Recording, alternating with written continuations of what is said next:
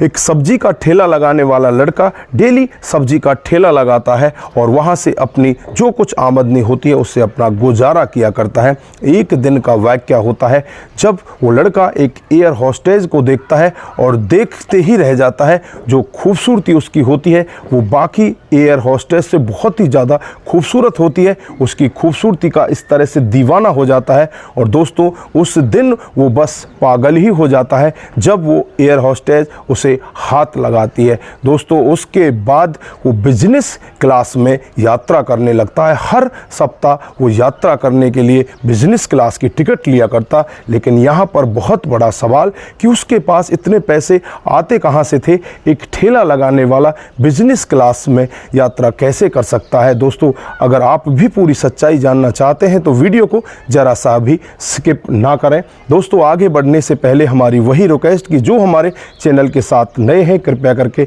Channel को follow कर लीजिए, बेल आइकन को ज़रूर प्रेस करिए जिससे कि आगे की अपडेट आपके पास आती रहे। आइए दोस्तों जानते हैं पूरा मामला क्या था। नमस्कार, जय हिंद। आप देख रहे हैं APH न्यूज़ राहुल रावत के साथ। तो दोस्तों आज की जो हकीकत की घटना आपको बताने जा रहा हूँ ये घटना साल 2021 की है जिसमें समर घोष नाम का एक लड़का जो पश्चिम बंगाल का रहने वाला होता है, जो बागडोगरा एयरपोर्ट से दिल्ली के लिए फ़्लाइट लेता है और उस फ्लाइट में बैठ जाता है। जैसे ही फ़्लाइट स्टार्ट होती है तो उसके कानों में बहुत ही तेज़ी के साथ दर्द होने लगता है क्योंकि वो पहली बार फ्लाइट में बैठा होता है। उसे लगता है कि आज तू बचेगा नहीं, आज तो तेरे साथ में बहुत ही गलत हो रहा है। उसे चक्कर आने लगते हैं। वो अपने कानों पर दोनों हाथों को रखकर वहाँ से चुपचाप बैठ जाता है और इधर जो एक एयर होस्टेस होती है वो इसके पास आती है और इसे देखकर कहने लगती है कि एक्सक्यूज़ मी सर, क्या आपको कोई परेशानी है। तो ये यहाँ पर समर घोष जो होते हैं वो कहने लगते हैं कि मैडम मेरे कानों में बहुत तेज़ी के साथ दर्द हो रहा है।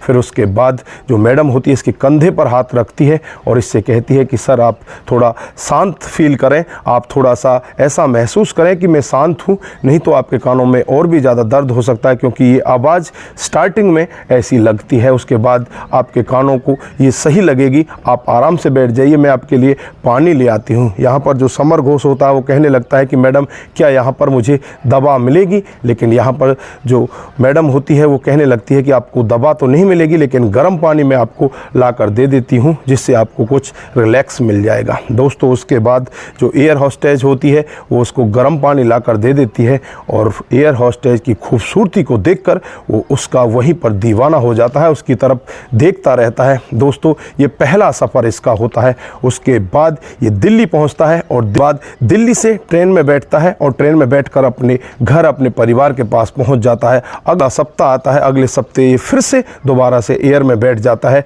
और एयर में बैठने के बाद ये उसी लड़की उसी एयर होस्टेज को निहारने लगता है, देखने लगता है कि वो एयर होस्टेज कहाँ है। लेकिन यहाँ पर इसे वो एयर होस्टेज दिखाई नहीं देती क्योंकि उस दिन उसकी टर्न नहीं होती, उसकी छुट्टी होती है। दोस्तों एक दूसरी एयर होस्टेज आती है, उससे पूछता है कि वो फलां इस तरह की लड़की थी वो आज नहीं आई क्या। तो यहाँ पर जो एयर होस्टेज कहती है कि वो लड़की तो आज छुट्टी पर है, वो तो आज नहीं आई। लेकिन यहाँ पर जो समर घोष होता है वो पूछता है कि आगे जो लोग पर्दा लगा कर बैठे हुए हैं ये कैसे आगे बैठे हुए हैं, हम लोग वहाँ पर क्यों नहीं बैठ सकते।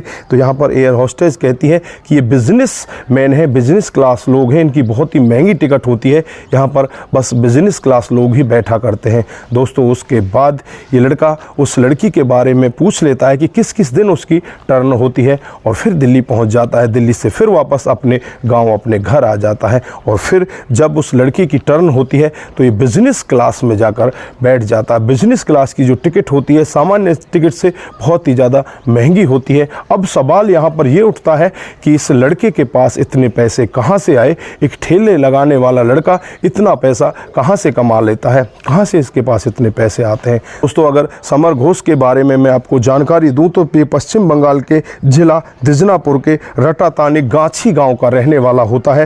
ये एक सामान्य परिवार से होता है और साल 2020 में ये बिहार कमाने के लिए जाता है और बिहार में जब उस समय लॉकडाउन लग जाता है, लॉकडाउन के समय ये घर वापस नहीं आ पाता, इसकी जो नौकरी होती है वो चली जाती है। उसके बाद वहीं पर रहकर ये सब्जी का ठेला लगाने लगता है और सब्जी का ठेला गली गली में लेकर घूमता रहता है। उसी दौरान बिहार में शराब की बंदी होती है, शराब भी वहाँ पर नहीं मिल पाती। दोस्तों जो कुछ लोग शराब के आदी होते हैं वो इससे कहने लगते कहते हैं कि तुम कहीं से हमारे लिए शराब का इंतज़ाम कर दो तो हमारे लिए बहुत बेहतर होगा। दोस्तों उसी समय में इसके दिमाग में कुछ ऐसा आइडिया आता है, उन लोगों से ये मिल जाता है जो शराब की तस्करी किया करते हैं। दोस्तों फिर वहीं पर रहकर ये शराब ले आता और शराब सब्जी के साथ साथ ही शराब बेचा करता। दोस्तों पहले एक छोटा सा टेम्पू लेता है और टेम्पू के बाद ये धीरे धीरे करके बोलेरो लेता है, उसके बाद ट्रक लेता है, फिर तो ये बहुत बड़ा बिजनेसमैन बन जाता है। बिहार में जहाँ भी कभी ये होता है कि शराब अवैध बिक रही है तो इसी का नाम आता समर घोष की शराब होगी। दोस्तों पुलिस के भी कान खड़े हो जाते हैं कि समर घोष है कौन और ये इस तरह से यहाँ पर इस तरह का धंधा कैसे कर रहा है। दोस्तों चारों तरफ से पुलिस परेशान होती है और परेशान होकर इसको पकड़ने की कोशिश करती है, लेकिन ये जल्द से पुलिस के हाथ नहीं आ पाता।